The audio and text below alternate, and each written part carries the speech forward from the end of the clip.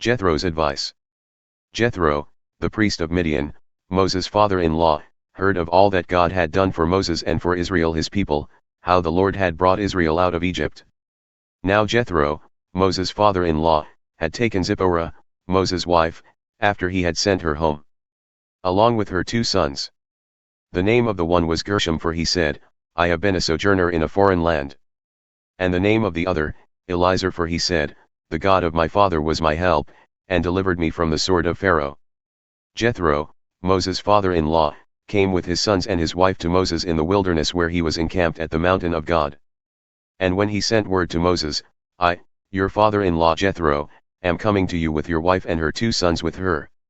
Moses went out to meet his father-in-law and bowed down and kissed him. And they asked each other of their welfare and went into the tent.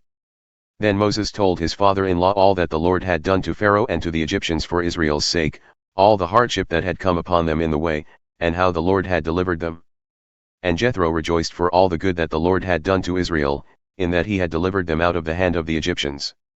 Jethro said, Blessed be the Lord, who has delivered you out of the hand of the Egyptians and out of the hand of Pharaoh, and has delivered the people from under the hand of the Egyptians. Now I know that the Lord is greater than all gods, because in this affair they dealt arrogantly with the people. And Jethro, Moses' father-in-law, brought a burnt offering and sacrifices to God, and Aaron came with all the elders of Israel to eat bread with Moses' father-in-law before God. The next day Moses sat to judge the people, and the people stood around Moses from morning till evening. When Moses' father-in-law saw all that he was doing for the people, he said, What is this that you are doing for the people? Why do you sit alone, and all the people stand around you from morning till evening? And Moses said to his father-in-law, Because the people come to me to inquire of God. When they have a dispute, they come to me and I decide between one person and another, and I make them know the statutes of God and his laws. Moses' father-in-law said to him, What you are doing is not good. You and the people with you will certainly wear yourselves out, for the thing is too heavy for you. You are not able to do it alone.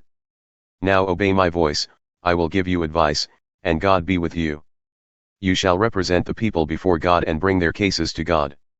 And you shall warn them about the statutes and the laws, and make them know the way in which they must walk and what they must do. Moreover, look for able men from all the people, men who fear God, who are trustworthy and hate a bribe, and place such men over the people as chiefs of thousands, of hundreds, of fifties, and of tens. And let them judge the people at all times. Every great matter they shall bring to you, but any small matter they shall decide themselves. So it will be easier for you, and they will bear the burden with you. If you do this, God will direct you, you will be able to endure, and all this people also will go to their place in peace. So Moses listened to the voice of his father-in-law and did all that he had said.